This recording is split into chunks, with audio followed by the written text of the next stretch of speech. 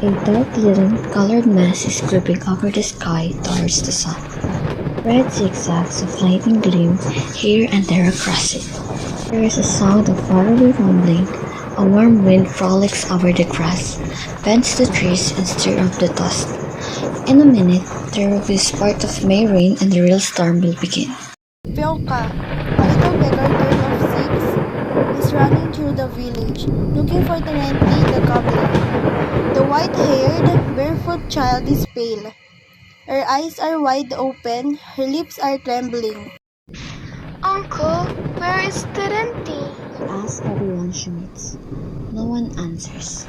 All preoccupied with the approaching storm and take refuge in their huts. At last, she meets Silantis Lich, the sacristan, Terenti's bosom friend. He is coming along, stuttering from the wind.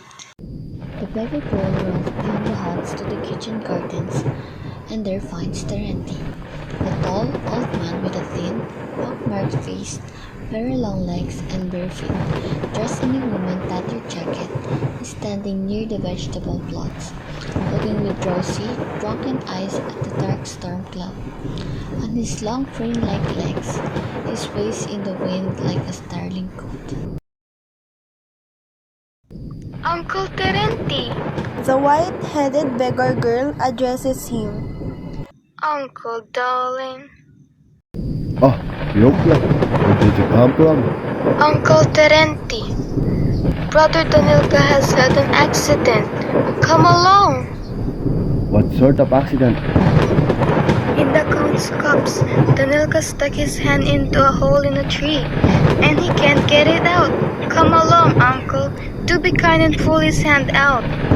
How was it? He put his hand in. What for? He wanted to get a cuckoo's egg out of the hole for me. The day has hardly begun, and already you're in trouble? Well, what am I to do with you now? I must come. Terenti walks quickly, without stopping and looking from side to side. Holy.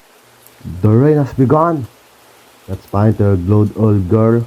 The grass and trees are fed by the rain, as we are by bread. And as for the thunder, don't be frightened. We shall get soaked, Piokla. There won't be a dry spot left on us. Oh, my girl. But don't be frightened. The grass will be dry again. The earth will be dry again. And we shall be dry again. There's the same sun for us all.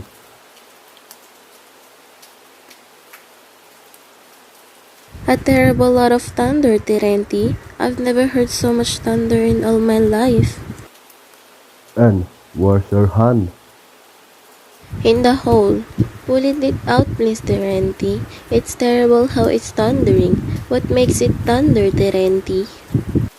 On clouds runs against the other. Look, the ant. The ant burst open by the rain. You have been flooded. The rugged, as soon the sun warms you, you will come to your senses again. It is a lesson to you. You won't settle on low ground another time. And here are some bees. That's a swarm of bees. They were flying looking for home, and when the rain came down upon them, they settled. Hey, do you know where you got that from, Piokla? There are Spanish flies on some trees in the woods. The rain has trickled up them, and that has made the swelling. Terenti answers all his questions, and there is no secret in nature which baffles him. He knows everything.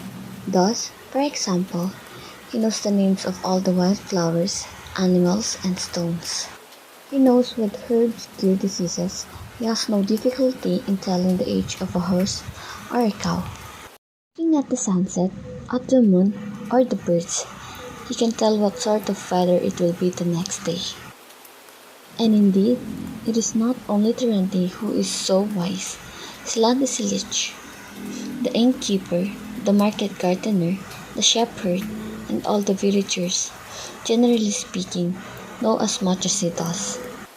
These people have learned not from books, but in the fields, in the wood, on the river bank.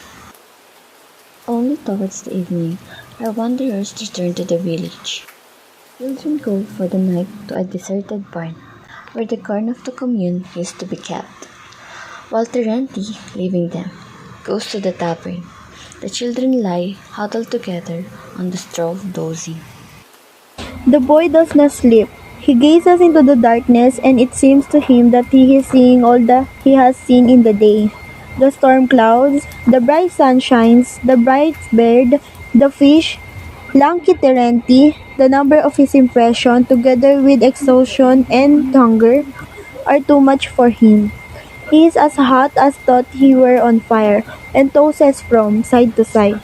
He longs to tell someone all that is haunting him now in the darkness and agitating his soul. But there is no one to tell. Chokla is too little and could not understand. I'll tell Terenti tomorrow. Thinks the boy. The children fall asleep thinking of the homeless cobbler, and in the night Terenti comes to them, makes the sign of the cross over them, and puts bread under their heads. And no one sees his love. It is only seen by the moon which floats in the sky and peeps cursingly through the holes in the wall of the deserted barn.